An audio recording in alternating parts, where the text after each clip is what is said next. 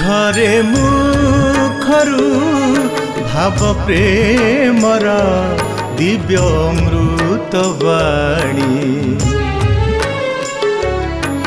ପାପି ତରନ୍ତି ତପି ତରନ୍ତି ତପତ ବୈତରଣୀ ପାରିବ ଯଦି ତାରାକୁ ଗଣି ମାପି ପାରିବ ସାଗର ପାଣି ସକାଳୁ ଉଠି ଦେଖ ଏମ୍ବିସି ଦିବ୍ୟ ଅମୃତ ବାଣୀ ଅମୃତ ବାଣୀ ଅମୃତ ବାଣୀ। हरे ओम नीलाचल निवासाय नित्याय परमात्मने बलभद्र सुभद्राभ्यां जगन्नाथाय ते नमः। पिता स्वर्ग पिता धर्म पिता हि परमं तप पितरी प्रीतिमा परने प्रियंते सर्वदेवता। कोटि ब्रह्मांड नायक जगतर नाथ जगन्नाथंकर अभय चरण रे अनंत कोटि भूमिष्ठ प्रणति। मोर पितृमातृ चरण कमल रे अनंत कोटि भूमिष्ठ प्रणति। सज्जन भगवान को पाइबा पाई अनेक रास्ता अच्छी। किए भक्ति मार्ग को आश्रा करे, किए ज्ञान मार्ग को आशा करे, किए सेवा मार्ग को आशा करे, किए दान मार्ग को आशा करे। जेपरी भूपृष्ठ रे पतित प्रतिटी जल समस्तंकर शेष ठिकणा समुद्र होता है।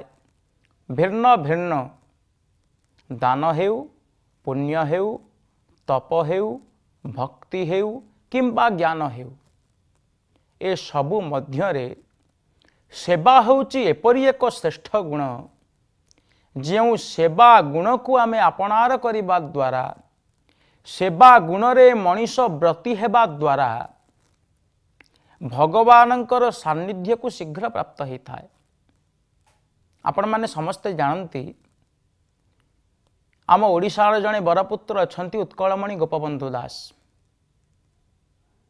ओडिशा रे बन्या एवं बात्यार विभीषिका होता है। गोटिए बोली पुओ ज्वर रे कंपु थाए। आजिर जेपरी प्रचार एवं प्रसार माध्यम व्यापक घटी समस्त कर्म जेपरी चंचलता सृष्टि करिछि सेतबेले सेते चंचलता नथिला। वैद्य मानकर तुटुका औषध को साधारण जनता व्यवहार करुथिले।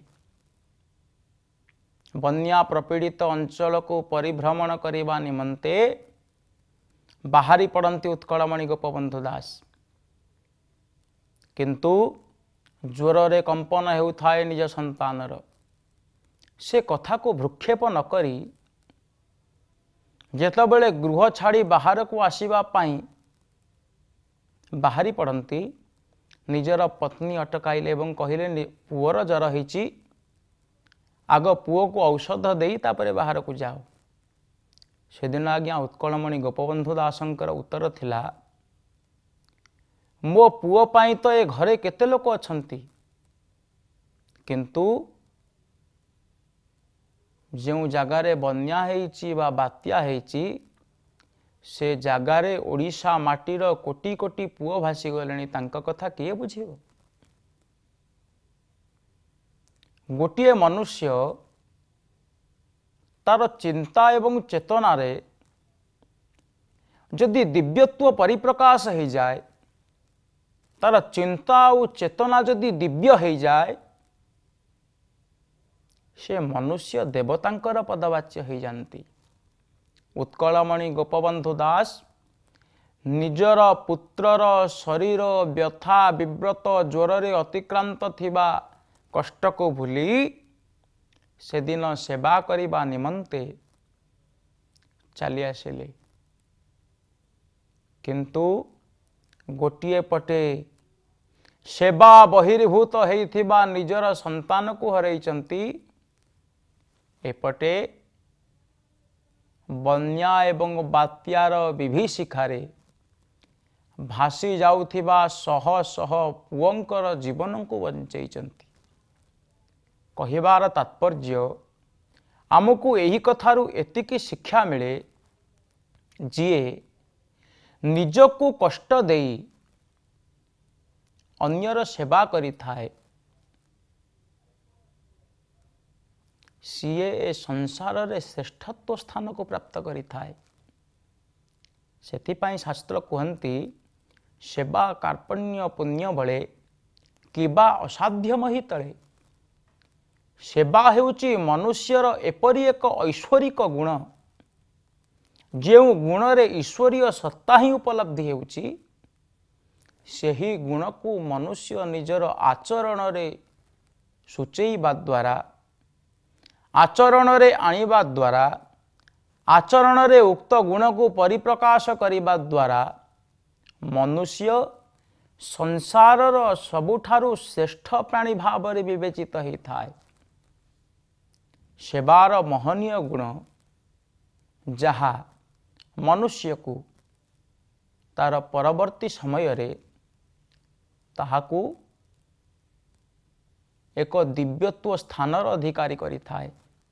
गोपबंधु दास पूर्वरु गोपबंधु थिले किंतु उत्कलर मनीषी केतबेले हेले निजर सेवा गुण द्वारा जनसाधारणंकर कष्ट को अगणित ओडिशावासींकर कष्ट को जी निजर कष्ट बोली भाबुथिले अगणित ओडिशावासींकर दुख को जी निजर हृदयर दुख भाबी से दुख को दूर करने निमंते प्रयास करुथिले। अन्य जनताटीए अन्य साधारण मनीषटीए कष्ट पाउथिबा बेले रोग सज्जारे पड़ुथिबा बेले बिना सूचना रे ता पाखरे पहुंची ताकू सेवा देई पारुथिले। सेही सेवा कार्य ही परवर्ती समय रे तांकू ओडिशार मुकुट विहीन सम्राट ओडिशावासी द्वारा उत्कलमणि उपाधि रे सी भूषित हेले। सज्जन आम शरीर रे केतोटी बाह्य अंग रही केतोटी अंतर्निहित अंग रही निरंतर अंतर्निहित भावरे आम शरीरर अंतर्हित रे जो अंग प्रत्यंग गुड़ाक रही आभ्यंतरीण अंग अदृश्य भावरे सी आम प्रति सेवा करुचंती। आमे जो धारारे समर्पित शरीरर आभ्यंतरीण अंग जेतबेले तांकर सेवा बंद करदेबे सेतबेले पाटिरु आ वचन बाहरिबनी।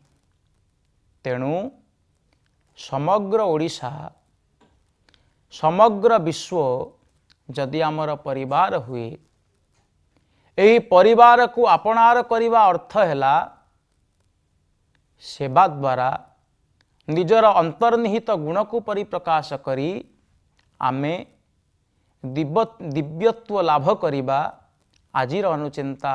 जय जगन्नाथ जय जगन्नाथ जय जगन्नाथ।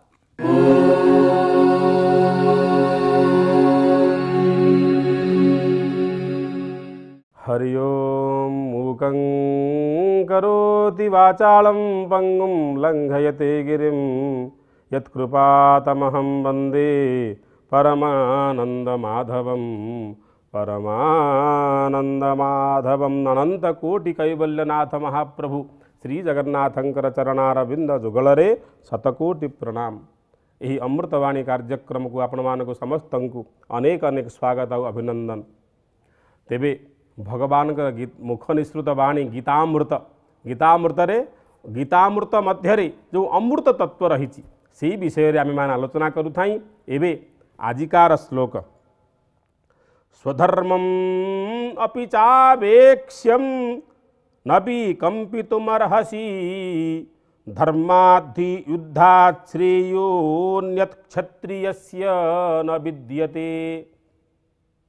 इठी भगवान श्रीकृष्ण तांकर क्षत्रिय धर्म विषय रे पुनः अर्जुनंकर मन को पुनः क्षत्रिय धर्म कौन क्षात्र धर्म कौन ताकू बुझेबा उद्देश्य कहउछंती पुनः मने पकई देउछंती कहले कौन हे अर्जुन हे भरत स्वधर्मम अवेक्ष्य अपि विकंपितुम न अर्हसि कहले निजर जहा धर्म ताहा स्वधर्म स्वधर्मम को छाड़िकी अर्थात निजर क्षात्र धर्म को तुम्हें देखी स्वधर्मम अवेक्ष्य अपि विकंपितुम तुम्हें निजर कर्तव्य कर्मरु तुम्हें जो कहल ना मोर बेपथुश्च शरीरे में रोम हर्षश्च जायते तुम शरीरटी कंपन होउची तुमरा रोम हर्षण होउची बाक स्फुरण होना गांडीव धनु तुम्हें थोई देइथिल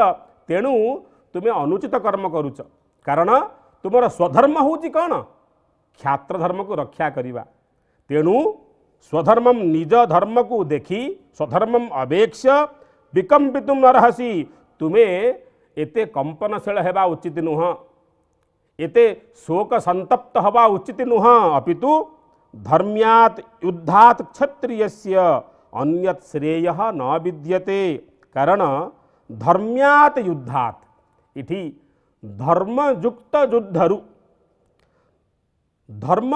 युद्ध ठारू बड़ी क्षत्रिय पाई अन्य कौनसी कार्य एते गुरुत्व रखेना क्षत्रियस्य अन्यत कार्यम श्रेयः न विद्यते एते कल्याणकारक कार्य आउ किछि नुह जेतिकी क्षत्रिय कार्य होची युद्ध करिबा राज्य प्रतिष्ठा करिबा यही कथा गुडी को इति भगवान उक्त श्लोक रे कहले ये होची शाब्दिक अर्थ तेबे कहिबार उद्देश्य एते तत्व को बुझेई सारला परे पुनः भगवान अर्जुनंकर क्षात्र धर्म को रखुछंती बा से विषय से मन पकाउछंती कारण धर्म गोटे एभली जिनिस आमे धर्म कथा समस्ते जाने आमर अजानतारे मध्य आमे धर्म परिपालन करे सदा सर्वदा आमे आमर जहा कर्तव्य कर्म जहा दैनंदिन कर्म ता मध्यरे आमे शास्त्रर से गहन तत्व को न जानी मध्य आमे धर्म को ही आचरण करूँ धर्म द्वारा ही ये सारा जगत प्रतिष्ठा होती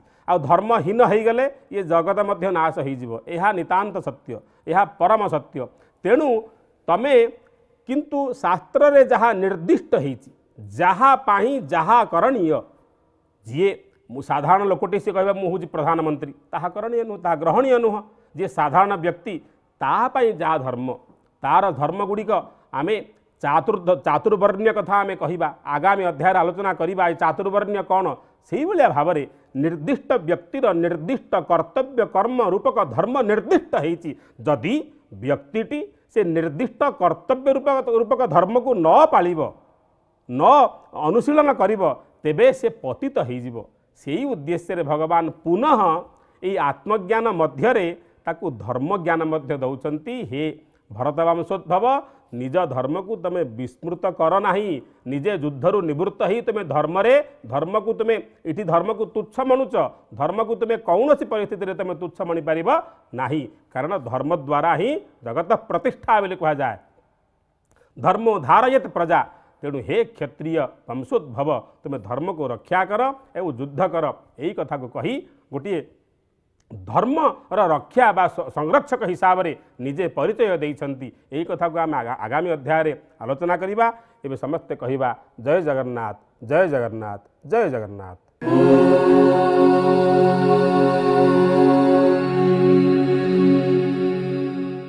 दर्शक बंधु मानंकु मोर विनम्र नमस्कार। ओम सर्वेषां स्वस्ति भवतु सर्वेषां शान्तिः भवतु सर्वेषां पूर्णं भवतु सर्वेषां मंगलम भवतु। दर्शक बंधु आमे समस्तक भितरे रहिछे परिवार भितरे समाज रे एवं बहु कथा आमे दैनंदिन जीवन रे शुणु एवं सेथिरु किछि किछि कथा जीवन काल भितरे आमको कष्ट दिए बाधे आमे भांगी पड़ू। लोकंक कथारे भांगी पड़िबा एक साधारण चित्र साधारण कथा, किंतु आमे जदि ठीक बाटरे अच्छु तेबे भांगी पड़िबार कौनसी कारण नहीं। आमे जदि उचित मार्ग रे जाउछु ताहले सेथिरे हतोत्साह हबार किछि नाही, कारण जीवन बंचिबार कला आमको शिखिबाकू हब, नहेले आमे ए समाज रे संसार रे अग्रगति करि पारिबा नाही।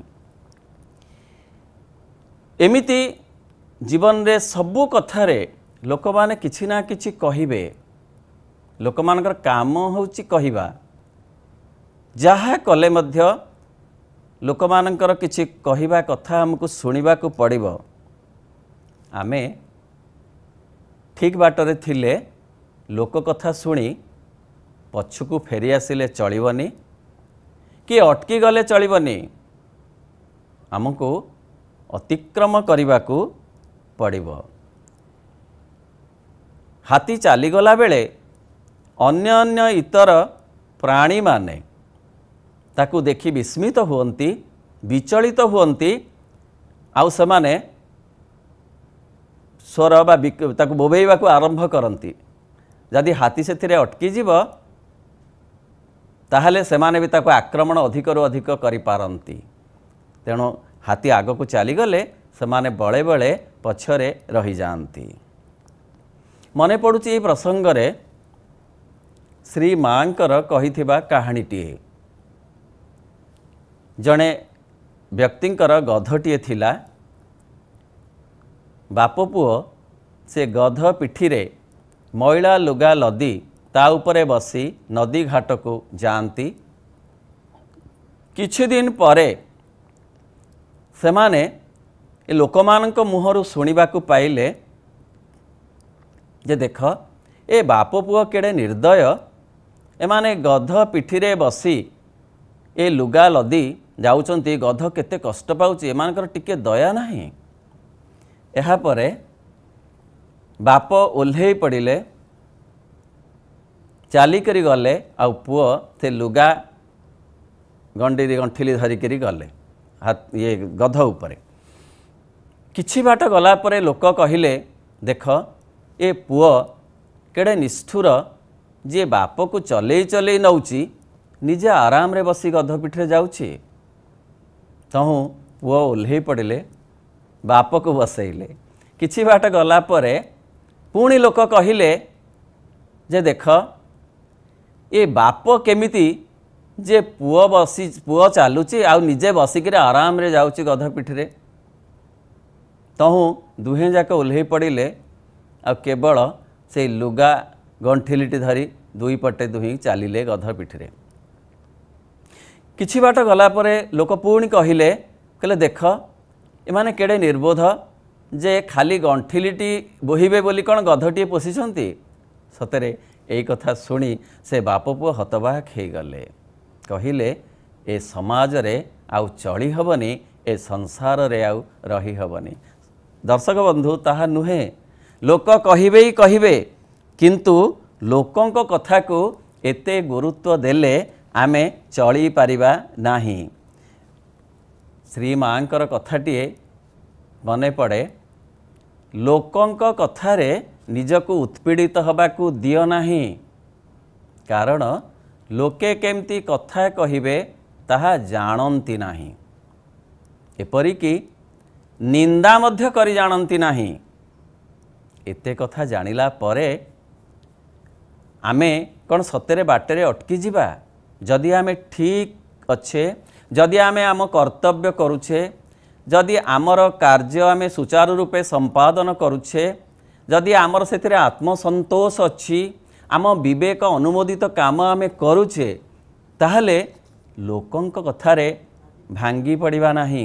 कारण लोक ईर्षारे भी ताहा कहि पारंती आमको यथार्थ मार्गरू ओहरे आनिबा पाई से ताहा करि पारंती कहि पारंती।